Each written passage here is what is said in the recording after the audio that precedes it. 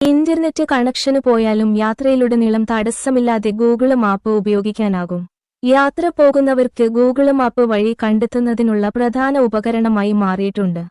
എന്നാൽ ചില സമയങ്ങളിൽ ഇന്റർനെറ്റ് കണക്ഷന് നഷ്ടമാകുമ്പോൾ യാത്രക്കിടയിലാണെങ്കിൽ അത് വല്ലാത്ത ബുദ്ധിമുട്ടുണ്ടാക്കും.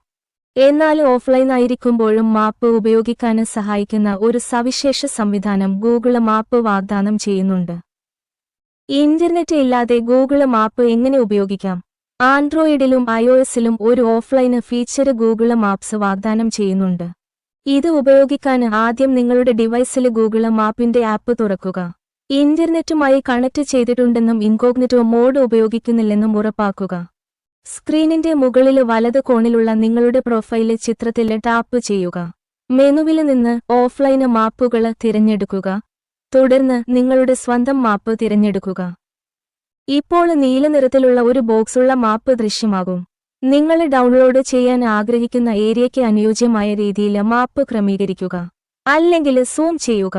ഏരിയ സജ്ജീകരിച്ചു കഴിഞ്ഞാൽ സ്ക്രീനിന്റെ താഴെയുള്ള ഡൗൺലോഡ് ബട്ടണിൽ ടാപ്പ് ചെയ്യുക.